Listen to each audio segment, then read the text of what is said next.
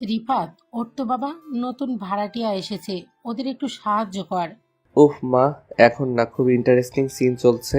Scene তো সারা জীবনই চলবে, কিন্তু মানুষজন তো এখনই বাসায় আসছে। ওঠ দ্রুত। আরে, তারা কি প্রথমবার বাসা বদলাচ্ছে? নিজেরাই সামলাক। এই ছেলে, বেকার বসে বসে সিনেমা দেখার সময় আছে, আর একটু সাহায্য করার সময় নেই? মা, তুমি বুঝতে পারছো না, এই সিনেমাটা দারুণ জায়গায় এসেছে। একদম ক্লাইম্যাক্স। ক্লাইম্যাক্সে এসে যদি মোবাইলটা নিয়ে নিই? আহ মা প্লিজ, আমি যাব না। ঠিক আছে, তাহলে মোবাইলটা দাও, আমি দেখে নেই কত ইন্টারেস্টিং। ওকে ওকে, যাচ্ছি যাচ্ছি। এই তো বুদ্ধিমান ছেলে। অনিচ্ছা সত্ত্বেও রিফাত মোবাইল বন্ধ করে দরজার দিকে হাঁটতে থাকে, কিন্তু তখনও তার মনে একটাই প্রশ্ন, এই ভাড়াটিয়ার জন্য কি তার মুভির ক্লাইম্যাক্স মিস করতে হলো? তবে সে তখনও জানে না, এই নতুন ভাড়াটিয়ার আগমন তার জীবনে গল্পেও একটা নতুন ক্লাইম্যাক্স নিয়ে আসতে চলেছে। তারপর রিফাত বাইরে গেল, গিয়ে দেখলো যিনি তাদের বাসা ভাড়া নিয়েছে তিনি দাঁড়িয়ে আছেন। রিফাত তাকে জিজ্ঞাসা করলো, আসসালামু আলাইকুম। ওয়ালাইকুম সালাম। আঙ্কেল, আপনি কি নতুন ভাড়াটিয়া? হ্যাঁ বাবা, আমি হাসান আহমেদ। তুমি কি এখানে থাকো? হ্যাঁ, ওপরের ফ্ল্যাটে। আসলে আমার আম্মু আমাকে পাঠিয়েছেন আপনাদের সাহায্য করতে। ওহ। তারপর রিফাত তাদের কাজে সাহায্য করতে লাগলো। প্রায় 3 ঘন্টা হয়ে গেছে, এখনও কাজ শেষ হয়নি, আর তার ভাড়াটিয়া আঙ্কেল নবাবের মতো তাকে অর্ডার করেই যাচ্ছে, এটা করো ওটা করো। বিরক্তি হয়েই গেল, কিন্তু রিফাত মনে মনে ভাবছে, এই বেটার নিশ্চয়ই মেয়ে আছে, আর আমি ওর সাথে প্রেম করব আর কষ্টের উসুল তুলবো। কিছুক্ষণ পর রিফাত খেয়াল করলো আঙ্কেলের স্ত্রী আর তার পিচ্ছি ছেলেকে নিয়ে বাসায় ঢুকছে। তাদের দেখেই রিফাতের মনটা খারাপ হয়ে গেল। কত শখ ছিল তাদের একটা মেয়ে থাকলে চুটিয়ে প্রেম করবে, তা তো আর হলো না। রিফাত বিরক্ত নিয়ে বলল। দূর কপালের দোষ, আমার জীবনে প্রেম ভালোবাসা নাই। ঠিক তখনই পিচ্ছিটা তার আম্মুকে বলল। আম্মু, আপু আসবে কখন? এই তো চলে আসবে। এই কথা শুনে রিফাতের মনটা বেশ ভালো হয়ে গেল। খুশিতে নাচতে মনে হচ্ছে ওর। তার মানে একটা মেয়ে আছে, তাই সে খুশিতে আরও কতক্ষণ কাজ করলো। হঠাৎ করে কিসের সাথে যেন ধাক্কা খেলো রিফাত। তার মনে হচ্ছে সে এখন তুলার বস্তার উপরে আছে। তখনই কে যেন চিৎকার দিয়ে উঠল আর রিফাতকে বলল। এই ছেলে, চোখ কোথায় থাকে? ঠিক তখনই রিফাত অবাক হয়ে বলে। এটা তুলার বস্তা না, একটা মেয়ে, আর মেয়েটা দেখতে খুব সুন্দর। হাঁ করে তাকিয়ে আছে রিফাত। তার মনের মাঝে কেমন কেমন লাগছে। প্রথম দেখায় রিফাত তার প্রেমে পড়ে গেছে। রিফাত ভাবতে লাগলো, যেইভাবে হোক এই মেয়েকে আমার বউ বানাতেই হবে। মেয়েটার দিকে রিফাত এক পলকহীন ভাবে তাকিয়ে আছে। তখন মেয়েটা বলল। কি হলো? কানে কম শুনছো নাকি? এভাবে হা করে তাকিয়ে কি দেখছো? মুখে মশা ঢুকবে। পরি দেখতেছি। কি দেখছিস? পেতনি দেখতেছি। আপনি দেখতে একদম পেতনির মতো। তুই আমাকে ধাক্কা দিয়ে ফেলে দিলি কেন? চোখ কি পকেটে নিয়ে চলাফেরা করিস? চোখ পকেটে না, কপালে নিয়ে চলাফেরা করি। আর আপনি তো আমাকে ধাক্কা দিলেন। সুন্দর ছেলে দেখলে মাথা ঠিক থাকে না, তাই না? কি বললি? আমি ধাক্কা দিছি? হ্যাঁ, আপনি ধাক্কা দিয়েছেন, তা নয়তো কি? দাঁড়া, আব্বুকে বলে তোকে এক্ষুনি কাছ থেকে বিদায় দিতেছি। আলহামদুলিল্লাহ, তাড়াতাড়ি করেন। ভাই, আপনাদের বলে বোঝাতে পারবো না, এই কথা বলায় আমি অনেক খুশি হয়েছি। আব্বু, আব্বু, এইদিকে আসো। কি হয়েছে মা? এইদিকে আসো, এই ছেলেকে এখনই বাসা থেকে বিদায় করো। কেন? ও কি করেছে? আমার সাথে ঝগড়া করছে। আরে মা, তুই একটু শান্ত হো, আর রুমে গিয়ে ফ্রেশ হয়ে নে। আর ও কাজের ছেলে না, এই বাসার মালিকের ছেলে। আচ্ছা, আমি যাচ্ছি। এই বলে মেয়েটি চলে গেল। তখন আঙ্কেল রিফাতকে বলল। আচ্ছা বাবা, তুমি কিছু মনে করো না, ও একটু জেদি, রেগে যায় অল্পতেই। না আঙ্কেল, সমস্যা নেই। আচ্ছা, অনেক কাজ করেছো, এখন রুমে গিয়ে রেস্ট নাও। আচ্ছা আঙ্কেল। তারপর রিফাত চলে আসলো আর মনে মনে বলল। শালারে, এতক্ষণে মায়ার নজরে পড়িয়েছে, কাজ করাতে করাতে একদম নাজেহাল করে দিয়েছে। তারপর রুমে এসে ফ্রেশ হয়ে একটা লম্বা ঘুম দিল। এক ঘুমে রাত কাবার। সকালে উঠে সকালে প্রকৃতি দেখতে ছাদে চলে গেল। কিছুক্ষণ পর ওই মেয়েটাও আসলো। এসেই রিফাতকে বলল। সরি কেন? কালকে খারাপ ব্যবহার করার জন্য। আসলে আমিও সরি, আপনাকে পেতনি বলার জন্য। আমাদের তো পরিচয় হলো না। আচ্ছা, তোমার নাম কি? রিফাত আহমেদ। তোমার নাম কি? আমার নাম জারা। কোন ক্লাসে পড়ো তুমি? Inter second year. আপনি? মেডিকেলে পড়ি।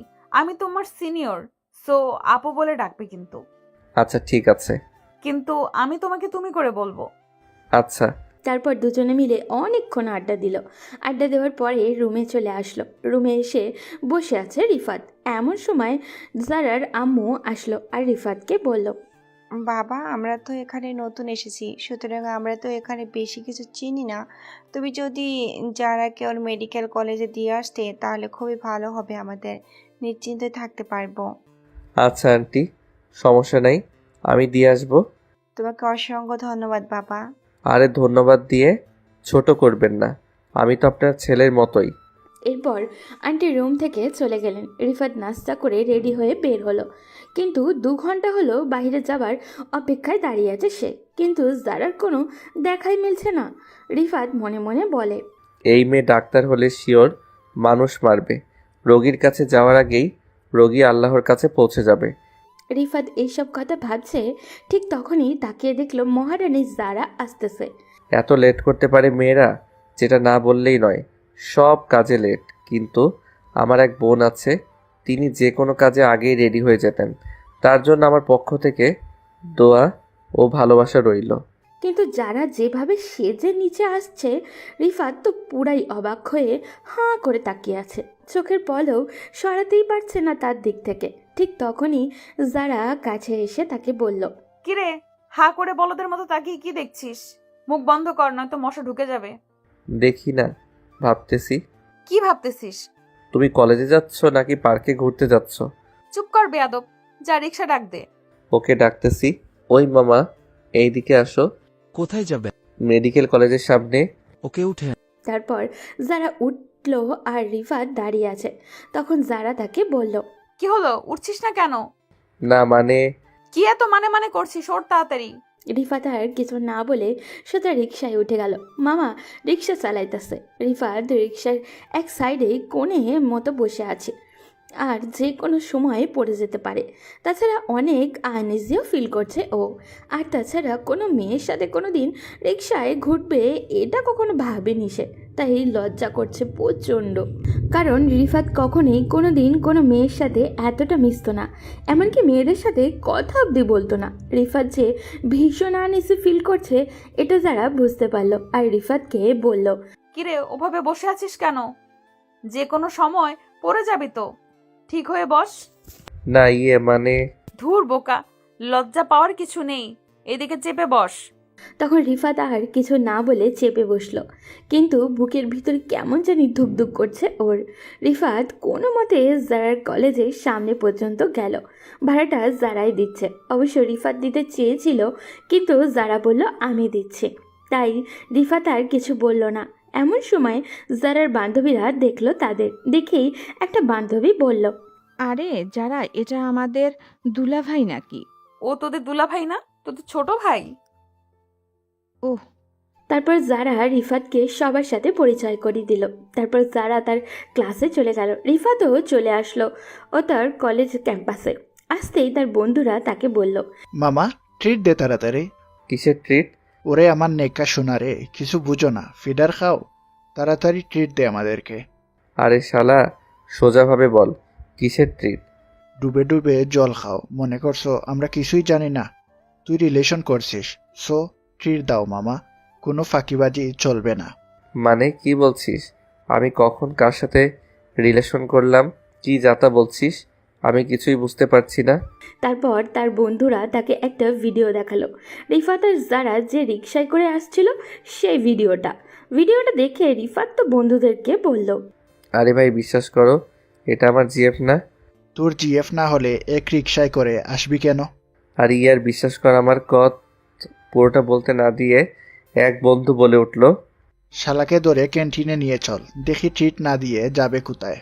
এই কথা বলে ওরা সবাই রিফাতকে ক্যান্টিনে নিয়ে গেল।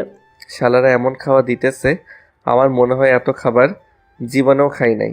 আমার পকেটের 12টা বাজাই দিছে। তারপর তো খাওয়া দাওয়া শেষে অনেকক্ষণ সবাই মিলে আড্ডাও দিল। এরপর বাসায় যাওয়ার জন্য রিক্সার জন্য অনেকক্ষণ অপেক্ষা করছে, কিন্তু রিক্সা আসছে না। রিফাত মনে মনে বলল, মনে হয় না আজ রিক্সা আমার কপালে আছে। আম্মু আব্বুকে কতবার বলেছি একটা বাইক কিনে দাও, কিন্তু তারা আমার কোনো কথাই শুনছে না। এই বলে রিফাত হাঁটতে শুরু করলো। কি আর করার, রিক্সা তো আসছে না। হঠাৎই একটা রিক্সা এসে তার সামনে দাঁড়ালো। তাকিয়ে দেখলো রিক্সায় জারা বসে আছে। তখন জারা রিফাতকে বলল। রিক্সায় ওঠ। রিফাত আর কিছু না বলে রিক্সায় উঠে বসলো। তখন জারা তাকে বলল। হেঁটে হেঁটে বাসায় যাচ্ছিস কেন? কেন, আর রিক্সা নেই তাই হেঁটে হেঁটে বাসায় যাচ্ছি। এভাবে দুজন গল্প করতে করতে বাসায় চলে আসলো। বিকেলবেলায় ছাদে দাঁড়িয়ে আছে রিফাত। তখন জারার পিচ্ছি ভাইটাও আসলো। রিফাত আর সাথে অনেকক্ষণ গল্প করলো। জারার ভাই হেব্বি ফাজিল, এক কথায় তার মতো দুষ্টু লোক আর হয়ই না। আমার শালা হলে ভালোই হবে, বেশ মজা করতে পারবো। শালা দুলাভাই। একটু পরেই ঝর্ণা ছাদে আসলো। রিফাত তখন রুবিক কিউব বক্স মিলাইতেছে। তাকিয়ে দেখলো যারা কালো একটা জামা পরেছে। খুব সুন্দর লাগছে যারাকে। আমি তো আবারও ক্রাশ খেলাম। এই মেয়েকে বিয়ে করতে পারলে আমার জীবন ধন্য। ঠিক তখনই ঝর্ণা এসে আমাকে বলল, তুই এগুলো মিলাইতে পারিস? পারি, কোনো ব্যাপার না, একেবারে সহজ। তুই আমাকে এগুলো মিলানো শিখাবি? আচ্ছা ঠিক আছে, শিখাবো। রিফাত জারাকে মিলানো শিখাইছে, বাট সে পারছে না। রিফাত মনে মনে ভাবছে, অন্য কেউ আমাকে 1000 টাকা দিলে আমি তাকে আরও 50 টাকা বেশি দিয়ে বলতাম, যা ভাই তুই বাড়িতে চলে যা, তোর এসব শিখা লাগবে না। তবুও অনেক কষ্টে যারাকে মিলান্তি শিখালাম। শত হোক 10টা না 5টা না, একটা মাত্র ভালোবাসা। শিখা শেষে যারা আমাকে বলল, এটা আমি নিয়ে যাই? নিয়ে যাও। তোর কোনো সমস্যা নাই তো? না, সমস্যা হবে কেন? তারপর কিছুক্ষণ আড্ডা দিতে রুমে চলে গেল। রাতে খাওয়া দাওয়া করে ঘুমিয়েও পড়ল রিফাত। সকালবেলা উঠে ফ্রেশ হয়ে রিফাত আর জারা কলেজে গেল। তাদের কলেজ পাশাপাশি। কলেজে আড্ডা দিয়ে ক্লাস শেষ করে আবারও জারার সাথে বাসায় চলে আসলো। সন্ধ্যার সময় রিফাত তার আম্মুকে বলল, আম্মু, আমি প্রাইভেট পড়বো। প্রাইভেট পড়বি পর, মানা করছে কে? টিচার বের করে দাও তাহলে। আর তাছাড়া যারা আপুকে জিজ্ঞেস করো সে আমাকে প্রাইভেট পড়াবে কিনা। আচ্ছা, আমি ওর আম্মুকে বলে দেখি কি বলে। তারপর খাবার খেয়ে ঘুমিয়েও গেল রিফাত। সকালবেলা উঠে কলেজে যাবে। আসলে তার আসল উদ্দেশ্য কলেজে যাওয়া না, তার আসল উদ্দেশ্য হলো যারার সাথে সাথে থাকা। এদিকে রিফাতকে রেগুলার কলেজে যেতে দেখে তার বন্ধুরা টাসকি খেয়ে গেছে, কারণ রিফাতকে মাসে একদিন কলেজে দেখতে পাওয়া যেত না। রিফাতের বন্ধু বলল, আমি বলছি কোনো ভুল বোঝাবুঝি হয়েছে।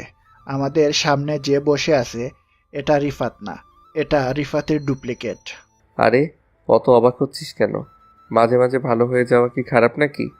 ভালো হয়ে যাওয়া আর প্রেমে পড়া এক জিনিস না ভাই। সত্যি বল, তুই প্রেমে পড়েছিস? তোকে মাসে একদিন কলেজে দেখা যেত, এখন প্রতিদিন আসিস। ব্যাপারটা কাকতালীয় না, নিশ্চিত কোনো কাহিনী আছে। না রে, প্রেম টেম কিচ্ছু না, এমনি আসছি। ও এমনি এমনি? তাহলে তোর সকালে কলেজে ঢোকার আগে মেডিকেল কলেজের গেটের বাইরে একটা মাইয়াকে নামিয়ে দিস। আমাদের বন্ধু কলেজে আসছে, কারণ সে একজন রিক্সা চালক হয়ে গেছে। মেয়েদের কলেজে নামিয়ে দেওয়ার নতুন সার্ভিস খুলেছে। তোর পাগল, ও এমন কিছু না। ওকে, নামটা বল। সেই ওকে? যারার নাম নাকি মুখ দিয়ে বের হবে না। কি, তোরা জানিস কিভাবে? ভাই, আমরা তোর বন্ধু, তোর চেয়ে আগে বুঝে গেছি। একটু বেশি ভালো লাগে ওকে, তাই প্রতিদিন নিয়ে আসি। মনে মনে কবেই প্রেমে পড়ে গেছিস, অথচ আমাদের বলিস না। আহারে, আমাদের ছোট্ট রিফাত বড় হয়ে গেছে। তোদের সঙ্গে কিছু শেয়ার করাই ভুল। শেয়ার না করলে তো আমরা ধরে ফেলতাম। এবার বল, যারাকে কখন প্রপোজ করবি? ওরে পাগল, এখনো তো বুঝিনি আমি ওকে পছন্দ করি। মানে তুই গোপনে বডিগার্ড সার্ভিস দিচ্ছিস? তোরাও না? ঠিক আছে, সব বলবো, কিন্তু তোরা কেউ যারার সামনে কিছু বলবি না। আচ্ছা, বলবো না। তারপর রিফাত সবগুলো ক্লাস করে জারাকে তার মেডিকেল কলেজ থেকে নিয়ে বাসায় চলে আসলো। বিকেলের নরম রোদ পড়েছে, হালকা বাতাসও বইছে। ছাদের এক কোণে দাঁড়িয়ে আছে রিফাত আর জারা। দুজনেই রেলিং ধরে নিচের রাস্তার দিকে তাকিয়ে আছে। চারপাশে পাখির ডাক, দূরে অজানা ধ্বনি ভেসে আসছে, যার মুখের উপর বাতাসে তার চুলগুলো এসে পড়ছে কিছুক্ষণ পরপর। জারা চুলগুলো সরিয়ে রিফাতকে বলল, তুমি হঠাৎ এত রেগুলার কলেজে যেতে শুরু করলে কেন? হঠাৎ? মানে আগে তো শুনলাম মাসে 1 থেকে 2 দিন কলেজে যেতে, এখন প্রতিদিন যাও কেন? এটা কি খারাপ কিছু? না, খারাপ না, তবে পরিবর্তনটা একটু রহস্যময় লাগছে। আসলে কলেজে যাওয়ার সময় একটা খুব সুন্দর দৃশ্য দেখতে পাই প্রতিদিন, তাই যাই। সুন্দর দৃশ্য? কি এমন সুন্দর দৃশ্য? তুমি? কি? মানে তুমি যখন আমার সাথে রিকশায় বসো তখন তোমাকে দেখে দিনটা ভালো লাগে, তাই প্রতিদিন যাই। তুমি সিরিয়াস? এই জন্য রোজ কলেজে যাচ্ছ? একদম সিরিয়াস। একটা সুন্দর জিনিস দেখার সুযোগ থাকলে কেউ কি মিস করতে চায়? আমি কিন্তু তোমার বড় আপু হই। তো তাতে কি হয়েছে? সুন্দর জিনিস দেখতে সমস্যা কি? তুমি কিন্তু খুব ফাজিল একটা ছেলে। গল্প করতে করতে সন্ধ্যা হয়ে গেল। তারপর রিফাত রুমে চলে আসলো। তার আম্মু এসে তাকে বলল, যারা তোকে পড়াতে রাজি হয়েছে। ও মা, তাই নাকি? তা কখন থেকে পড়াবে? কালকে বিকাল থেকেই পড়াবে। আচ্ছা ঠিক আছে। পরদিন রিফাত কলেজে গেল না, যারাও গেল না। বিকেলবেলায় রিফাত তাদের বাসায় দরজায় নক দিল। আন্টি এসে দরজা খুলেও দিল। তারপর রিফাত বলল, কেমন আছেন আন্টি? ভালো আছি, তুমি কেমন আছো? জি আন্টি, আমি ভালো আছি।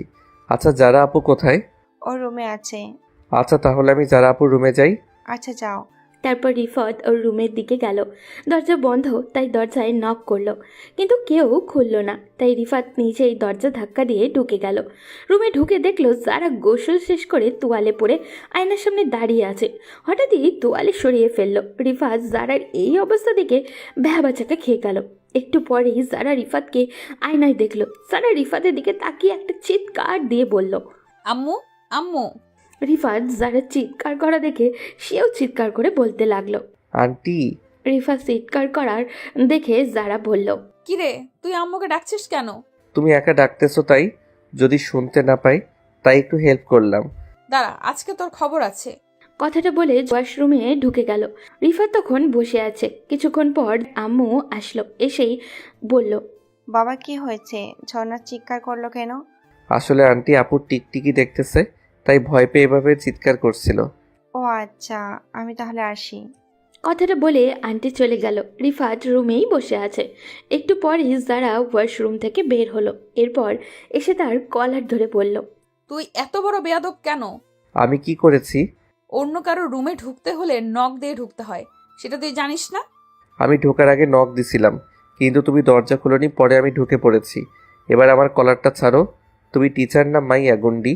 এই কথাটা বলার সাথে সাথেই যারা ছেড়ে দিল আর রিফাতকে বলল, তুই কিছু দেখিসনি তো? আরে কি যে বলো না, আমি অবুঝ দুধের শিশু, নাক টিপ দিলেই দুধ বের হবে। আর আমি কিছু দেখিনি। সত্যি বলছিস তো? একেবারে সত্যি। আচ্ছা, এখন পড়তে বস। কি পড়বো? কি পড়ার জন্য এসেছিস? ও হ্যাঁ, ইংরেজি পড়ার জন্য এসেছি। আচ্ছা, এইটা কি ভার্বের মধ্যে পড়েছে? কি ভাবো? ভাব না, ভার্ব। ও আচ্ছা, কি ভার্ব? পারিস না তুই? পারি না বলেই তো প্রাইভেট পড়তে এসেছি। এটা হলো অক্সিলারি ভার্ব। কি বললা? আজগর আলীর বাপ? আরে গাধা, অক্সিলারি ভার্ব। ও, অক্সিলারি ভার্ব। তারপর আরও কিছু সময় পেরোল। অনেকগুলো পড়া দিল। আসলেই রিফাত এগুলো আগে থেকেই পারে। হয়তো আপনারা বলবেন, তাহলে প্রাইভেট পড়া দরকার কি? আরে প্রাইভেট পড়ি শুধু যারার কাছাকাছি থাকার জন্য। এরপর সাথে সাথে পড়া কমপ্লিট করে দিলাম। তারপর যারা আমাকে বলল, এত তাড়াতাড়ি মুখস্থ হয়ে গেল? জি হ্যাঁ। Thank you so much. কোথায় টাঙ্কির ভিতর কই মাছ?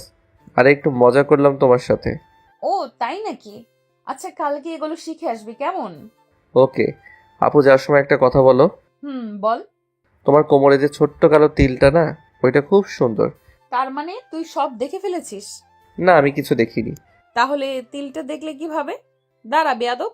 রিফাত আর এক মুহূর্ত সেখানে না দাঁড়িয়ে একটু দূরে চলে গেল।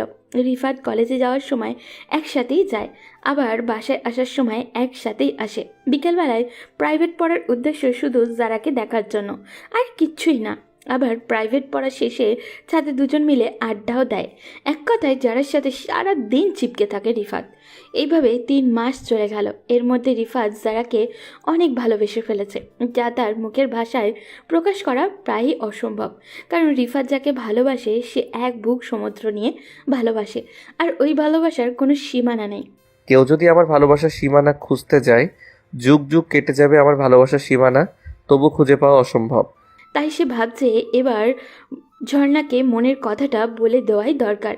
কিন্তু মনের ভিতরে অনেক ভয় লাগে তার, তবুও ভাবলো কালকেই জারাকে প্রপোজ করবে। পরদিন রিফাত বসে আছে কলেজ ক্যাম্পাসে, এক বন্ধু ফুল আনতে পাঠিয়েছে, কিন্তু সে এখনও আসছে না। প্রায় 1 ঘন্টা পর ফুল নিয়ে আসলো। তারপর রিফাত তাকে বলল, কিরে সালা, ফুল নিয়ে আসতে তো লেট কেন? কি আর করব বল, আমি ফুল আনতে গেছি আর আমার গার্লফ্রেন্ড সেটা দেখে ফেলেছে। পরে কি হয়েছে? পরে কি আর হবে, উনি ভাবছে আমি ফুল নিয়ে অন্য কাউকে প্রপোজ করতে যাচ্ছি। পরে লেগে গেল ঝগড়া, ওকে ম্যানেজ করে আসতে লেট হয়ে গেছে। দোস্ত, তুই আমার জানের জিগার দোস্ত। আচ্ছা, তুই ওই সূরা পারিস না? ওইটা পড়ে ফু দে আমাকে। কেন রে? আরে, ওকে যে প্রপোজ করব, ভয় লাগে, তাই বলছি সূরাটা পড়ে ফু দে আমাকে। আরে যা, আল্লাহর নাম নিয়ে দেখিস সফল হয়ে আসবি। আচ্ছা, আমি তাহলে প্রপোজ করতে যাই। আজকে ঝর্ণাকে প্রপোজ করবই। এই কথাটা বলতে বলতে জারার কলেজের সামনে চলে আসলো। মনের ভিতর কেমন জানি ভয় হচ্ছে তার, তবুও বারবার কে যেন বলছে, তুই পারবি রিফাত, একবার বলে দেখ তুই পারবি। এরপর রিফাত কলেজের ভিতরে গিয়ে দেখলো জারা ও ওর বান্ধবীদের সাথে আড্ডা দিচ্ছে। রিফাত জারাকে ডাক দিল। আপু, একটু এদিকে আসো। কি বলবি বল। আরে, সবার সামনে বলা যাবে না, একটু এদিকে আসো। আচ্ছা বল, কি বলবি? আরে, এখানে বলবো না, একটা জায়গায় চলো, সেখানেই বলবো। কোথায় যেতে হবে? আরে আগে চলো তো, তারপর বলছি। তোর হাতে ফুল কিসের? কাউকে প্রপোজ করবি নাকি? চলো তো আগে। আচ্ছা ঠিক আছে, চল। তারপর রিফাতের সাথে জারা হাঁটতে লাগলো। রিফাত আর জারা একটা নদীর পাড়েও আসলো। তাদের কলেজের থেকে নদীটা বেশি দূরে না, জাস্ট 5 মিনিট লাগে। আসার কিছুক্ষণ পর ঝর্ণা রিফাতকে বলল, কিরে, তোর মনের মানুষ কোথায়? আছে তো, কোথায়? আমার সামনে দাঁড়িয়ে আছে। মানে কি বলছিস? গোধূলির আলো নদীর জলে প্রতিফলিত হচ্ছে, হালকা বাতাস বইছে, চারপাশে নিস্তব্ধ, শুধু পানির মৃদু ঢেউয়ের শব্দ। যারা নদীর ধারে দাঁড়িয়ে চুলের এক পা সরিয়ে আকাশের দিকে তাকিয়ে আছে। রিফাত তাকিয়ে মুগ্ধ হয়ে দেখছে। হাতে এক গুচ্ছ লাল গোলাপ তুলে ধরে রিফাত গম্ভীর কণ্ঠে বলল। যারা চমকে রিফাতের দিকে তাকায়, চোখে অবাক ভাব। বাতাসে তার চুলগুলো উড়ছে যেন নদীর ঢেউ খোলানো পানি। রিফাত আলতো করে জারার মুখের উপর থেকে চুলগুলো সরিয়ে দিতে লাগলো, আর জারা বলল, রিফাত, এটা কি করছো? তোমার চুলগুলো নদীর ঢেউয়ের মতো দুলছে, বাতাস তোমাকে আরো সুন্দর করে তুলেছে, কিন্তু আমি চাই তুমি এই মুহূর্তটাকে আরো সুন্দর করে দাও। মানে? আসলে যারা, তুমি আমার মনের মানুষ, আমি তোমাকে অনেক ভালোবাসি। তোমাকে ছাড়া আমি আমাকে ভাবতে পারি না। জানি তুমি আমার বয়সে বড়, কিন্তু ভালোবাসা কখনো বয়স দেখে হয় না। প্লিজ আমাকে ফিরিয়ে দিও না। দেখো, আমি তোমাকে অনেক ভালোবাসি। তুমি যদি আমাকে ভালো না বাসো, তাহলে আমি বিষ খেয়ে মরে যাব।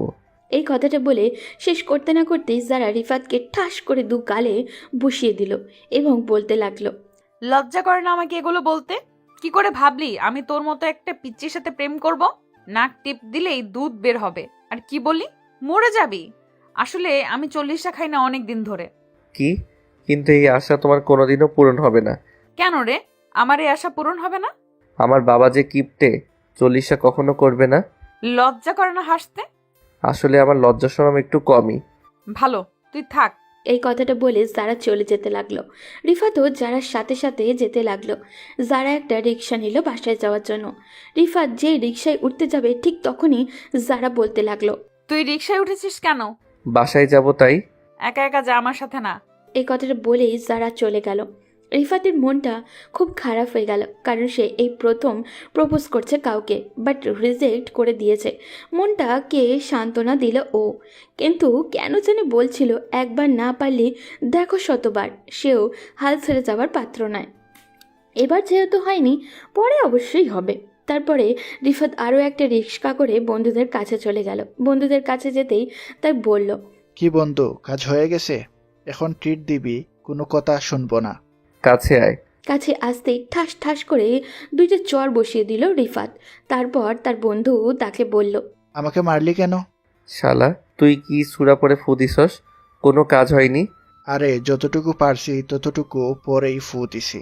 সূরা পড়ার আগে অজু করছিলি? না। আরে শালা, সারাদিন থাকিস, নাপাক কাজ হবে কিভাবে? ঠিক বলেছিস। তারপর ওদের সাথে কিছুক্ষণ আড্ডা দিয়ে বাসায় চলে আসলো রিফাত। বিকেলবেলায় জারার কাছেও গেল। জারা তাকে দেখে বলল, কিরে, কি জন্য আসছিস? পড়ার জন্য। আমি তোকে আর পড়াবো না। কেন গো? কি বললি তুই? বলছি কেন পড়াবে না? তুই আমাকে প্রপোজ করছিস তাই? আরে এটা কোনো ব্যাপারই না। তারপর অনেক কষ্ট করে রিফাত পড়াশোনার জন্য রাজি করালো। যারা আজ এমন পড়া দিচ্ছে তার দাদাও এত পড়া পড়ে নাই। রিফাতের উপরে প্রতিশোধ নিতেছে যারা, তবু কষ্ট করে পড়লো রিফাত ছুটির সময়। যারা একটা কথা বলি। কিরে, তুই আমার নাম ধরে ডাকিস কেন? তোর খুব সাহস বেড়ে গিয়েছে। তোর সাহস তো কম না, তুই আমাকে তুই করে বলছিস। বউকে কি বলে ডাকবো? আচ্ছা, এখন থেকে টুনির মা বলে ডাকবো। এই কে তোর বউ? বউ এখনো হওনি, কিন্তু খুব তাড়াতাড়ি আমার বউ হবা। দাঁড়া তুই। কথাটা বলে যারা ঝাড়ু নিয়ে আসতে গেল। রিফাত এক দৌড়ে বাসায় চলে আসলো। ওদিকে যারা রিফাতের 14 গোষ্ঠী উদ্ধার করছে। বিকেলবেলায় রিফাত ছাদে বসে আছে। কিছুক্ষণ পর যারাও ছাদে আসলো। রিফাত যারাকে বলল, কি গো বউ, জামাইকে দেখার জন্য আসছো? কে আমার জামাই? কেন, আমি তোমার জামাই। ও তাহলে একটু দাঁড়া, আমি ঝাড়ুটা নিয়ে আসছি। এই কথা শুনে রিফাত বাসায় চলে আসলো। রাতে একটু পরে ঘুমিয়েও পড়ল ও।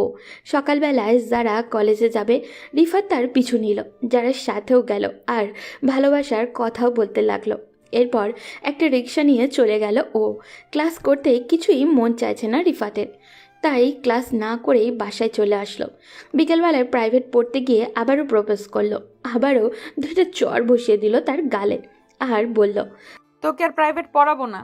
তুমি কিন্তু আম্মুকে বলেছিলে আমাকে প্রাইভেট পড়াবে। কথা দিয়ে কথা না রাখলে কি হবে একবার ভাবছো তো?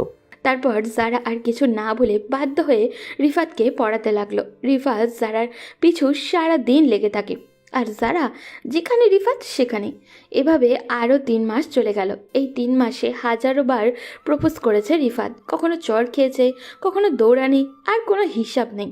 আমার মনে হয় কোনো জিনকে এভাবে প্রপোজ করলে সেও রাজি হয়ে যেত। হঠাৎ একদিন রিফাত দেখলো যারা একটা ছেলের সাথে বসে আছে। দেখে বিশ্বাসই করতে পারছিল না রিফাত। মনে মনে বলল, যারা আমার সাথে এমনটা করলো কিভাবে? বুকের ভিতরটা কেমন জানি ব্যথা করতেছে। মন চাইছে শালাকে আচ্ছাভাবে ধরে খেলাই। যারার পাশে এই ছেলেকে দেখে রিফাত আর নিজেকে সামলাতে পারল না। ও তাই সে গিয়ে আর পাশে দাঁড়ালো আর বলল, এই বউ, তুমি এই ছেলের সাথে কি করো? এই কে তোর বউ? আর এই ছেলে কে মানে? তুমি আমার বউ আর এই ছেলে তোমার ফ্রেন্ড, তাই না? না তো। তাহলে কে হয় শুনি? আমার বয়ফ্রেন্ড। এই কথা শুনে অনেক কষ্ট পেল রিফাত, তবু যারাকে বলল, সত্যি করে বলো, এই ছেলেকে? আরে আজব তো, মিথ্যা বলার কি আছে? যারা প্লিজ ফান করিও না, আমি তোমাকে অনেক ভালোবাসি। তোর সাথে ফান করব কেন? এটা আমার বিএফ। আর শোন, ও মেডিকেলে ভালো একটা ছাত্র। ওর সাথে আমার লাইফ সেটেল হয়ে যাবে। আর হ্যাঁ, তুই বেহায়ের মতো আমার পিছু ঘুরিস না বলে দিলাম। আর ভালো ফ্যামিলির ছেলে হলে এমনিতেই আর আসবি না। রিফাত আর কি বলবে বুঝে উঠতে পারছে না। তারপর রিফাত বলল, আচ্ছা ভাই, ভালো থেকো। কথাটা বলে রিফাত চলেও আসলো যারার কাছ থেকে। মনে মনে প্রতিজ্ঞা করলো, আর যেমন ওর সামনে আসলে বেশি ভালোবাসি বলে বেখায়ের মতো কিছু ঘুরতাম, আর ঘুরবো না। আমি খারাপ হতে পারি, বাট আমার ফ্যামিলি খারাপ না। কালকে থেকে নতুন রুটিন তৈরি করবে রিফাত। এতে করে যারার পিছু ঘোরা থেকে বিরত থাকতে পারবে সে। বুকের বাম পাশে খুব ব্যথা করছে রিফাতের। রাতে অনেক কান্না করেছে। খাওয়া দাওয়া না করে শুয়েই পড়ল ও। সকালে ঘুম ভাঙলো তার আম্মুর ডাকে। আম্মু তাকে দেখেই বলল, কি রে, কান্না করছিস নাকি? তোর চোখ মুখ লাল কেন? আরে না, কান্না করব কেন? ঘুম হয়নি, তাই হয়তো এমন। ফ্রেশ হলে ঠিক হয়ে যাবে। ওকে যা, ফ্রেশ হয়ে নাস্তা করতে আয়। ওকে, আসছি, তুমি যাও। এরপর তার আম্মু চলে গেল। রিফাত ফ্রেশ হয়ে নাস্তা করার জন্য গেলেও কিন্তু খেতে ইচ্ছা করছিল না ওর, কারণ বারবার আর কথা মনে পড়ছে। তবুও তার আম্মুর জন্যই খেতে হলো। এরপর নাস্তা করে ছাদেও চলে গেল। ছাদে গিয়ে দেখলো যারা দাঁড়িয়ে আছে। তাকে দেখে আর ছাদে থাকলো না ও, সোজা রুমে চলে আসলো। একটু পর কলেজে যাওয়ার জন্য বের হলো ও। দেখলো যারা দাঁড়িয়ে আছে। রিফাত সোজা নিচের দিকে তাকিয়ে হেঁটে হেঁটে অনেকটুকু পথ চলে আসলো। এসে রিক্সার জন্য দাঁড়িয়ে রইল। যারা তাকে এইভাবে আসতে দেখে পুরাই তো অবাক। এরপর যারা একটা রিক্সা নিয়ে চলে গেল। রিফাতও একটা রিক্সা নিয়ে কলেজে চলে আসলো। তারপর কলেজে ক্লাস করে বাসায় চলে গেল। এখন আর যারার কাছে প্রাইভেট পড়তে যায় না সে, কারণ যারাকে দেখলেই নিজের অজান্তেই চোখের পানি চলে আসে আর খুব কষ্টও লাগে তার। আর তাছাড়া জারার কাছ থেকে দূরে দূরে থাকার চেষ্টা করে ও, তাই প্রাইভেট পড়তে যায় না। তবুও মাঝে মাঝে ভুলবশত সামনে পড়ে যায় জারার। এখনও ছাদে বেশি একটা যায় না রিফাত। যারা ভালো করেই বুঝতে পারছে রিফাত তাকে ইগনোর করছে। যারা রিফাতের সাথে অবশ্য কথা বলতে চায়, কিন্তু এর আগেই রিফাত কেটে পড়ে। যারা রিফাতের রুমে আগে আসতো বাট কম, কিন্তু এখন একটু বেশি বেশি আসে। তার আম্মুর কাছ থেকে খোঁজ খবরও নেয়। যখন রিফাতের রুমে ঢোকে তখন রিফাত অন্য রুমে গিয়ে দরজা বন্ধ করে শুয়ে থাকে। রিফাতের এমন আচরণ দেখে যারা অনেক কষ্ট পায়। এইভাবে কয়েকটা দিন চলে গেল। একদিন রিফাত কলেজ থেকে আসার সময় রিক্সা না পেয়ে রাস্তা দিয়ে হেঁটে আসতেছে। হঠাৎই একটা মেয়ে পিছন থেকে ডেসে তাকে জড়িয়ে ধরল। তখন যারা মেডিকেল থেকে বের হয়ে রিক্সার করে বাসায় যেতে লাগলো। এমন সময় রিফাতকে এই অবস্থায় দেখে ফেললো ও। যারা রাগে লুক নিয়ে রিফাতের দিকে তাকালো, তারপর চলেও গেল। তারপরে রিফাত মেয়েটাকে বলল, কি ব্যাপার, পিছন থেকে জড়িয়ে ধরলেন কেন? আসলে ভাইয়া সরি, আপনাকে পেছন থেকে আমার বয়ফ্রেন্ডের মতো লাগছিল। বয়ফ্রেন্ড হলে কি পাবলিক প্লেসে এভাবে জড়িয়ে ধরবেন? দিলেন তো 12টে বাজিয়ে। কারণ যারা রিফাতকে এভাবে দেখে মনে করেছিল মেয়েটা তার জিএফ। এভাবে জড়িয়ে ধরতে দেখে খুব রেগে গিয়েছিল। রাগে চোখ মুখ একদমই লাল হয়ে গেছে। এরপর রিফাত বাসায় চলে আসলো। রুমে শুয়ে আছে। তখন যারা রুমে ঢুকলো। রিফাত পালতে যাবে তখনই কলার ধরে বলল, কি গো, কোথায় পালাচ্ছ? কই, কোথাও না। আমাকে ইগনোর করো কেন? আরে আপু, আপনাকে ইগনোর করব কেন? আমি তো আপনার কথাগুলো মানার চেষ্টা করছি। এই তুমি আপনি আপনি করতেছো কেন? বড়দের আপনি করে বলবো না তো কি বলে ডাকবো? তাহলে আগে তুমি করে বলতে কেন? আগে আপনাকে ভালোবাসতাম তাই। এখন আমাকে ভালোবাসো না? না, ভালোবেসে আর লাভ নাই, আপনি অন্য কারো হয়ে গেছেন। আরে শুনবা তো আগে। আমার একটু তাড়া আছে, আমি গেলাম। এই বলে রিফাত চলে আসলো। এই কথাগুলো না বললেই যারা বুঝে না প্রিয় মানুষকে দূরে ঠেলে দিয়ে কেমন কষ্ট হয়। রিফাতেরও একসময় এমনই হয়েছিল। কয়েকটা দিন কষ্ট দিয়ে পরে মেনে নিবে সে। রিফাত যারাকে দেখে তার বান্ধবীর সাথে হেসে হেসে কথা বলে। যারা দেখে আর অনেক রেগে যায়। যারাকে রাখতে অবশ্য ভালোই লাগে তার। পরক্ষণে রিফাত মনে পড়ে যায় যারা তো বয়ফ্রেন্ড আছে। আর ইদানিং যারা অনেক শুকিয়ে গেছে। মনে হয় ঠিক মতো খাবার খায় না ও, আর কান্না করে মনে হয়, কারণ তার চোখ মুখ ফুলে লাল হয়ে গেছে। এইভাবে কয়েকটা দিন চলে গেল। একদিন রাতের বেলায় রিফাত বাসায় আসছে। একটা ফ্রেন্ডের জন্মদিনে গেছিল ও। ওইখান থেকে আসতে লেট হয়ে গেছে। এরই মধ্যে বৃষ্টি নামতে লাগলো। এমন সময় রিফাত দেখলো কিছু বখাটে একটা মেয়েকে ডিস্টার্ব করছে। রিফাত ওদের কাছ থেকে গেলেও মেয়েটা আর কেউই নয়, যারাকে দেখে আরও বেশি রাগ উঠেছে রিফাতের। কারণ এত রাতে এখানে কেন এসেছে? রিফাত বখাটেদের বলল, কি ব্যাপার, বড় ভাই মেয়েটাকে ডিস্টার্ব করছেন কেন? তোকে বলা লাগবে? অবশ্যই বলতে হবে। এই কথা বলতেই রিফাতকে এক ঘুষি মারে। তারপর রিফাতও দিল সবগুলোকে উড়াধুরা মাইর। এর এক পর্যায়ে তাদের চাকুর আঘাতে রিফাতের হাত কেটে যায় এবং তারা পালিয়ে যায়। তখন যারা এসে তার ওড়না ছিঁড়ে রিফাতের হাতে বেঁধে দেয় এবং বলে, ছাতার নিচে আসো, লাগবে না। পরে জ্বর আসবে তো। বেশি কথা বললে একা রেখে চলে যাব। ওকে, চুপ করে থাকলাম। তারপর যারা আর কোনো কথা বলল না। রিফাত বাসায় এসে কাপড় চেঞ্জ করে ফ্রেশ হয়ে নিল। তারপর একটা ঘুমও দিল। রাতে তেমন কিছু না হলেও সকালে কেমন জানি জ্বর জ্বর লাগছে রিফাতের। বিকেলে জ্বর আরও বেড়ে গেল। বিছানা থেকে উঠতে পারছে না ও একদমই। সন্ধ্যাবেলায় হসপিটালে নিয়ে গেল রিফাতকে। পরে আর কিছুই মনে নেই তার। পরের দিন সকালবেলায় উঠে রিফাত দেখলো যারা তার বুকের ওপরে শুয়ে আছে। রাতে মনে হয় জেগেই ছিল। রিফাত নড়াচড়া করতেই যারা জেগে গেল। তারপর যারা রিফাতের মাথায় হাত দিয়ে বলল, জ্বর তাহলে একটু কমেছে? হুম। রিফাত, একটা কথা বলি। একটা কেন, হাজারটা বলেন। রিফাত, আমি তোমাকে অনেক ভালোবাসি। আরো কিছু বলবেন? এমন করো কেন?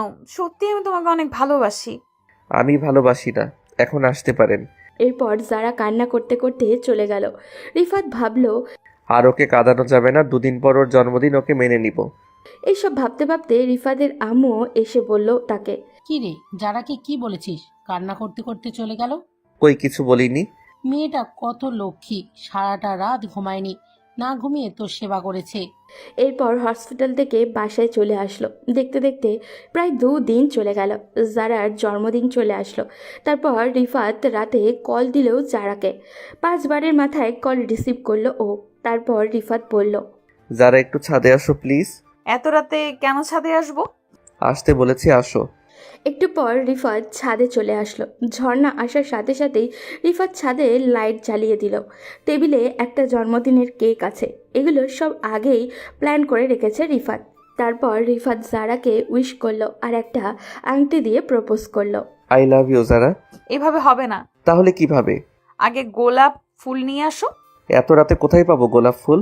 ওকে, ছাদের ওপাশ থেকে ফুল নিয়ে করলেই হবে।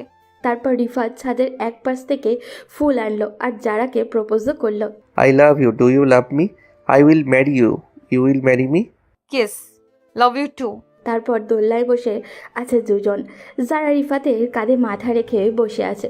যারা বলতে লাগলো, জানো বাবু, আমি তোমাকে অনেক আগে থেকেই ভালোবাসতাম। আমি তোমার পরীক্ষা নিয়েছিলাম, আর ওই ছেলেটা আমার ফ্রেন্ড। ও তাই? হুম। আচ্ছা, এখন একটা কিস দাও।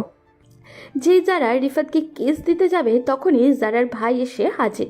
অবশ্য রিফাতের আম্মু আর জারার আম্মু জানে তাদের যে দুইজন দুজনকে ভালোবাসে। জারার ভাই ছাদে এসে তাদেরকে বলল, তোমাদেরকে নিচে ডাকছে। চলো। নিচে গিয়ে যারা পুরাই অবাক, কারণ বাসায় অনেক লোক, সাথে একজন হুজুরও আছেন। রিফাত তার আম্মুকে বলল, কি ব্যাপার আম্মু, ডাকছো কেন? তোদেরকে আজ এখনই বিয়ে দিয়ে দেবো, তাই ডেকেছি। রিফাত তো পুরাই অবাক, মনে মনে খুব খুশি হলো। যারা লজ্জায় মাথা নিচু করে আছে। অবশেষে বিয়েটা হয়েই গেল তাদের। রাত অনেক হয়েছে। অতিথিরা একে একে বিদায় নিয়েছে। রিফাতের ঘরটাকে সুন্দর করে সাজিয়ে দিয়েছে তার বন্ধুরা। নরম আলো, ফুলের সৌরভ আর হালকা মিউজিক যেন একটা স্বপ্নের মতো পরিবেশ তৈরি করেছে। যারা লজ্জায় এক পাশে বসে আছে, মাথা নিচু করে রেখেছে ও। রিফাত দরজা লাগিয়ে ধীর পায়ে এগিয়ে এলো।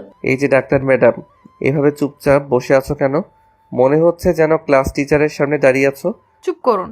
বাহ, এতক্ষণ তো দিব্যি কথা বলছিলে, এখন চুপ কেন? আমি কি এতটাই ভয়ঙ্কর? ভয় পাইনি তোমাকে। তাহলে? জানি না, সবকিছু কেমন নতুন লাগছে। রিফাত একটু এগিয়ে এলো, জারার পাশে বসলো। একদম কাছে এসে তার হাতটা ধরলো। জারার দম বন্ধ হয়ে আসছে, হাতটা রিফাতের হাতে কাঁপছে। রিফাত নরম স্বরে বলল, তোমার হাত তো ঠান্ডা হয়ে গেছে, লজ্জা পাচ্ছ নাকি? না তো। সত্যি? যারা আরও লজ্জা পেয়ে চোখ সরিয়ে নেয়। রিফাত হেসে উঠল। সে জানে যারা খুবই নার্ভাস। সে একটু দুষ্টুমি করেই বলল, আচ্ছা যারা, আমি তোমাকে কি একটা প্রশ্ন করতে পারি? হ্যাঁ, করো। তুমি কি সত্যি আমাকে ভালোবাসো, নাকি আম্মুর চাপে পড়ে বিয়ে করেছো? এই প্রশ্ন কেন? না মানে এতক্ষণ ধরে একদমই আমার দিকে তাকাচ্ছ না, ভাবলাম হয়তো জোর করে বিয়ে দিয়ে দিয়েছে। আর তাছাড়া তুমি তো আমাকে রিজেক্ট করে দিয়েছিলে। আমি তো তোমাকে বললামই, এটা তোমার পরীক্ষা করার জন্য। আমি তো অনেকদিন ধরেই তোমাকে ভালোবাসি। কথাটা বলার পর যারা একদম চুপ হয়ে গেল। রিফাত অবাক হয়ে তার দিকে তাকিয়ে আছে। তারপর হঠাৎ করেই তাদের ঠোঁটের কোণে এক চিলতে হাসি ফুটল। তাহলে তো আমি খুব লাকি। মানে এত সুন্দর লক্ষ্মী একটা মেয়ে আমাকে ভালোবাসে, ভাবতেই ভালো লাগছে। রিফাত ধীরে ধীরে যারার হাতটা নিজের হাতে নিল। আলতোভাবে তার কপালে একটা চুমুও দিল। এভাবে কি করছেন? তোমার স্বামী হিসেবেই তো করেছি, নাকি ভুল হয়ে গেল? খুব বেশি বাড়াবাড়ি করবেন না। ও তাহলে একটু সময় দেই, তাই না? রিফাত হেসে বালিশে হেলান দিল। কিছুক্ষণ নীরবতা। তারপর যারা একদম চুপচাপ। কিছুক্ষণ পর সে নিজেই ধীরে ধীরে রিফাতের কাঁধে মাথা রাখল। আরে এখন কি তবে লজ্জা কেটে গেছে? রিফাত, কখনো আমায় ছেড়ে চলে যাবে না, কেমন? তুমি কি জানো আমি জীবনে সবকিছুতে একটু ফাঁকিবাজ। মানে ক্লাসে ফাঁকি দেই, ঘুমানোর সময় ফাঁকি দেই। আমি সিরিয়াস। আমিও সিরিয়াস, জীবনে অনেক কিছু ফাঁকি দিয়েছি, কিন্তু তোমাকে ভালোবাসাটা কখনোই ফাঁকি দিব না। যারা শুনে হালকা হাসল। তারপর ধীরে ধীরে নিজের হাতটা রিফাতের হাতের উপর রাখল। দুজনের মাঝে আর কোনো কথা নেই, শুধু একটা অনুভূতি, ভালোবাসা। সারা রাত একে অপরকে জড়িয়ে ধরে ঘুমিয়েছিল রিফাত আর যারা। ভালোবাসার উষ্ণতা তারা দুজনেই গভীর ঘুমে তলিয়ে গিয়েছিল। সকালে দক্ষিণের জানলা দিয়ে নরম রোদ এসে পড়ল রিফাতের মুখে। রোদ্দুরের উষ্ণতা আর হালকা বাতাসের ছোঁয়ায় তাদের ঘুম ভেঙে গেল। সে আলতো করে চোখ মেলে দেখল যারা তার বুকের উপরে মাথা রেখে গভীর ঘুমে মগ্ন। তার চুলগুলো এলোমেলো হয়ে গালের উপরে এসে পড়েছে। সূর্যের আলো পড়ায় চুলের মধ্যে একরকম সোনালি আভাও দেখা যাচ্ছে। রিফাত এক দৃষ্টিতে তাকিয়ে রইল। এত মিষ্টি, এত নিষ্পাপ মুখ। তার মনে হলো পৃথিবীর সবচেয়ে সুন্দর দৃশ্যটা সে দেখেছে এই মুহূর্তে। সে আলতো করে হাত বাড়িয়ে যারার চুলগুলো সরিয়ে দিল। চুলের গন্ধে এক ধরনের মিষ্টি আবেশ জড়িয়ে গেল তার মনে। সে একটু ঝুঁকে যারার কপালে নরম একটা চুমু দিল। নিজের মনে ফিস ফিস করে বলল, জানো, তুমি যখন ঘুমাও তখন আরো বেশি ভালোবাসতে ইচ্ছে করে। হঠাৎ দরজার বাইরে টুকটাক শব্দ হলো। কেউ একজন জানি ধীরে ধীরে দরজার কড়া নাড়ল। রিফাত, বাবা উঠবি না? বৌমাকে নিয়ে কি সারাদিন ঘুমাবি? রিফাত চমকে গেল। আম্মু এসে গেছে। সে দ্রুত জারার হাতটা সরিয়ে দিল, কিন্তু জারা তখনও ঘুমে। যারা যারা উঠো, আম্মু এসেছে। কি হয়েছে? আম্মু এসেছে, দরজা খুলতে হবে। যারা চোখ বড় বড় করে তাকালো। হঠাৎ লজ্জায় গাল টকটকে লাল হয়ে গেল। এভাবে ডাকছে কেন? উফ। ও বৌমা, একটু ওঠো মা, আমি মিষ্টি নিয়ে এসেছি, তোমাদের ঘর দেখার দরকার আছে। রিফাত মুচকি হাসলো, আর যারা লজ্জায় ওড়না ঠিক করতে লাগলো। নতুন জীবনের প্রথম সকালটা যেন ভালোবাসায় ভরা এক রঙিন গল্প হয়ে উঠেছে তাদের জন্য। রিফাত আর যারা ফ্রেশ হয়ে নিল। এরপর রিফাতের আম্মু ঘরে এসে চারপাশ দেখে সন্তুষ্টির হাসি দিলেন। সব ঠিকঠাক আছে, এখন নিচে এসো, সকালের নাস্তা রেডি। আম্মু চলে যাওয়ার পর যারা একটু লজ্জা পেয়েছিল, কিন্তু রিফাত তার হাতে ধরে বলল, ভয় পাওয়ার কিছু নেই, আম্মু শুধু আমাদের দেখতে এসেছিল। সেটা বুঝেছি। এরপর তারা দুজনে নিচে গেল এবং সবাই মিলে নাস্তা করতে বসলো। নরম গরম পরোটা, ডিম ভাজি, সবজি আর গরম চায়ের আয়োজন করা হয়েছিল। যারা একটু লজ্জা লজ্জা মুখ করে খেতে লাগলো, আর রিফাত এক চোখে তাকিয়ে তার লজ্জা উপভোগ করছিল। হঠাৎই রিফাতের আম্মু সরাসরি প্রসঙ্গে চলে গেলেন। আচ্ছা, আমি তো একটা কথা বলতেই ভুলে গেছি। কি কথা আম্মু? আমি খুব তাড়াতাড়ি নানি হতে চাই। যারা চায়ের কাপ মুখের সামনে তুলেছিল, সেটা শুনে হঠাৎই কাশতে শুরু করলো। রিফাত দ্রুত তার পিঠে হাত বুলিয়ে দিল। আম্মু এসব কি বলছেন এত তাড়াতাড়ি? আম্মু এত তাড়াহুড়ো কিসের? আমাদের একটু সময় দিন না। সময়? বিয়ের পর তো এই ব্যাপারগুলোই স্বাভাবিক, তাই না? আম্মু এখনই এসব ভাবার দরকার নেই। আমি আমার পড়ালেখাটা শেষ করি, আর রিফাতও তো এখনো পড়া শেষ হয়নি। আমি কিন্তু সিরিয়াস। আর পড়া শেষ হয়নি তো কি হয়েছে? আমার নাতিকে আমি দেখাশোনা করব, তোমরা তোমাদের পড়া চালিয়ে যাবে, সমস্যা নেই। তারপর রিফাত কিছুক্ষণ চিন্তা করলো। তারপর তারা মুখে মজার ছলে বলল, আম্মু, আপনি কি চাচ্ছেন ছেলে হবে নাকি মেয়ে? একটা টুকটুকে মেয়ে হলে ভালো হয়, পুরো মায়ের মতো দেখতে হবে। তাহলে তো আমায় আরেকটা যারা বানাতে হবে। এই কথা শুনে যারা আরও লজ্জায় লাল হয়ে গেল। ওড়নার কোণ হাতে পেঁচিয়ে মুচকে হাসলো, কিন্তু কিছু বলল না। ঠিক আছে ঠিক আছে, তোমাদের সময় দিলাম, কিন্তু মনে রেখো আমি কিন্তু অপেক্ষায় আছি। আমার কথায় রিফাত আর যারা চোকাচোকি করলো। নতুন জীবনের নতুন আলোচনায় লজ্জায় পরশ থাকলেও এই ভালোবাসার অনুভূতি তাদের আরও কাছে টেনে নিল। দেখতে দেখতে 2 বছর কেটে গেল। যারা তার মেডিকেল পড়া শেষ করে এখন নিজের একটা চেম্বার খুলেছে। প্রতিদিন রোগীদের সেবা করতে গিয়ে সে বেশ ব্যস্ত সময় কাটায়। অন্যদিকে রিফাতও তার পড়াশোনা শেষ করে একটি প্রাইভেট কোম্পানিতে জব করছে। তাদের জীবন এখন সুন্দর ও সুগঠিত। এক রাতে তারা দুজনেই নিজেদের রুমের বিছানায় আরাম করে বসে গল্প করছিল। বাইরে ঠান্ডা বাতাসও বইছিল, জানলার পর্দা দুলছিল হালকা হাওয়ায়। রিফাত বলল, জানো, আজ আম্মুর কি বলছিলেন? এবার কি আবার সেই একই কথা? আম্মু বললেন, আর কত দেরি করবি? তোর বউ এখন ডাক্তার, তুইও তো ভালোই কামাচ্ছিস, এবার আমাকে নানি হওয়ার সুযোগ দে। হায় আল্লাহ, আম্মু তো সত্যিই আমাদের ছাড়বে না। সত্যি বলো তো, তোমার কি ইচ্ছা নেই? ইচ্ছা তো আছে, কিন্তু এত ব্যস্ততার মধ্যে সময় কোথায়? তাহলে একটু সময় বের করতে হবে, বুঝলে?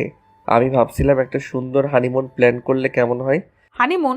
এই 2 বছর পর হঠাৎ এটা মাথায় এলো কিভাবে? কারণ বেবি প্রজেক্টের জন্য একটু রোমান্টিক পরিবেশ দরকার, তাই না? উফ, এসব কথা বলো না তো। আসলে আম্মু ঠিকই বলেছে, আমাদের জীবন অনেক সুন্দর, আমাদের ভালোবাসা পরিপূর্ণ, কিন্তু একটা ছোট্ট আমাদের মতো কেউ থাকলে কেমন হবে বলো তো? হয়তো খুব সুন্দর হবে। তাহলে ঠিক করো, আমরা কোথায় যাব? বান্দরবন কেমন হয়? নাকি সিলেটের কোনো সুন্দর রিসোর্টে যাওয়া যায়? পাহাড়ি জায়গা ভালো, কিন্তু সি বিচে রোমান্সের মজা আলাদা। তাহলে মারমেড বিচ রিসোর্ট কেমন হবে? ও মাই গড, সেটা দারুণ হবে। সমুদ্রের ধারে রিসোর্ট, চারপাশে শান্ত পরিবেশ, আর আমরা দুজন একসাথে। এই ট্রিপটা কিন্তু শুধু ঘোরাঘুরির জন্য না, আম্মুর ইচ্ছা পূরণের মিশন শুরু হবে এখান থেকেই। আহ, তুমি না একদম পাগল। পাগল তো তোমার জন্যই। তাহলে ঠিক রইলো, উইকেন্ডে আমরা রওনা দিচ্ছি মারমেড বিচ রিসর্টে, ঠিক? ঠিক আছে, দেখা যাক কি হয়। সিদ্ধান্ত হয়ে গেল। এবার শুরু হবে তাদের জীবনের নতুন এক অধ্যায়, ভালোবাসার নতুন স্বপ্নের এবং ছোট্ট একটি পরীর অপেক্ষার। তারপর তারা তাদের সিদ্ধান্ত তার মাকে জানায় এবং তার মার কাছ থেকে অনুমতি নিয়ে তারা উইকেন্ডে সেই রিসর্টে চলে যায়। আগে থেকেই একটা রুম বুক করা হয়েছিল।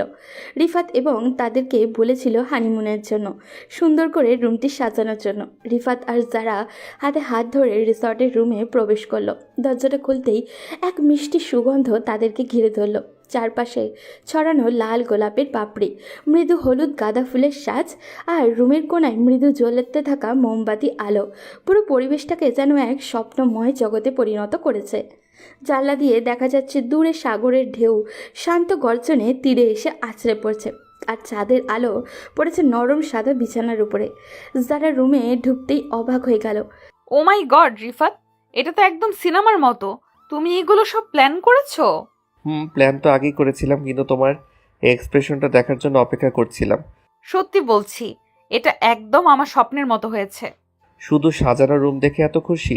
আসল চমক তো এখনো বাকি। রিফাত ধীরে ধীরে পেছন থেকে জারাকে জড়িয়ে ধরে। যারা চুলে লেগে থাকা গোলাপের সুগন্ধ রিফাতকে যেন আরও বেশি মুগ্ধ করে তুলেছে। যারা একটু লজ্জা পেয়ে চোখ নামিয়ে নেয়, কিন্তু তার ঠোঁটের কোণে লুকিয়ে থাকা হাসিটা রিফাত ঠিকই ধরে ফেলে। রিফাত নরম কণ্ঠে বলে, জানো আমরা একসাথে কতটা পথ পেরিয়ে এসেছি? সেই দিনগুলো যখন তুমি শুধু আমার আপু ছিলে, তারপর প্রেমিকা, আর এখন আমার জীবন সঙ্গিনী। সবকিছু এত সুন্দরভাবে কেটেছে যে বুঝতেই পারিনি কখন এত ভালোবাসা জমে গেছে আমাদের মাঝে। শুধু জমে গেছে? আমি তো চাই এবার সেই ভালোবাসা থেকে কিছু সৃষ্টি হোক। রিফাত, তুমি না। রিফাত ধীরে ধীরে জারার হাত নিজের হাতে নেয়। এরপর আলতো করে তার কপালে একটা চুমু খায়। সত্যিকারের আবেগ নিয়ে বলে, আমি চাই আমাদের জীবনের নতুন অধ্যায় শুরু হোক আজকের এই রাত থেকে। আম্মুর স্বপ্নটাও তো পূরণ করতে হবে, তাই না? শুধু আম্মুর স্বপ্ন না, আমাদেরও তো স্বপ্ন।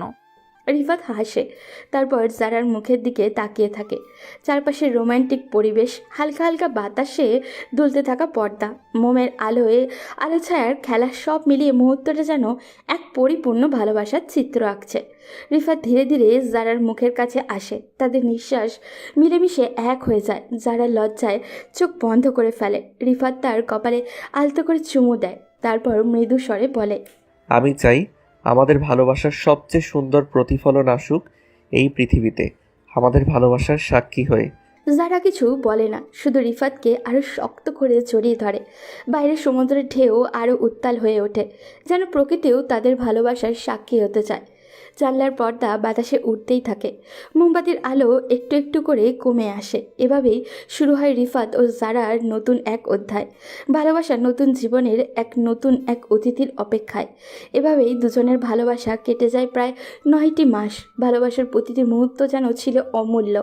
যারা এখন চেম্বারে যেতে পারে না, কেবল বাসায় থাকতে হয়। তার শরীর ভারী হয়ে গেছে আগের থেকে, তবে ভালোবাসা ও অস্থিরতা তার মধ্যে প্রবাহিতই হচ্ছিল। একদিন রিফাত অফিসে ছিল আর যারা বাড়ির সিঁড়ি দিয়ে নিচে আসছিল। হঠাৎ করে পা পিছলে যায় আর জারার সিঁড়িতে পড়ে যায়। তীব্র যন্ত্রণায় তার ঠোঁটে বেরিয়ে আসে একটা কষ্টের চিৎকার। রিফাত অস্থির পায়ে হাসপাতালের করিডোরে পায়চারি করছিল। তার হাতে ঘামে ভিজে গেছে, বুকের ভেতরটা অজানা আশঙ্কায় ধক ধক করছে। বারবার সে অপারেশন থিয়েটারের দরজার দিকে তাকাচ্ছে, কিন্তু সময় যেন থমকে গেছে। আল্লাহ, বাচ্চাটাকে সুস্থ রেখো, আমার জারাটাকে ঠিক করে দাও।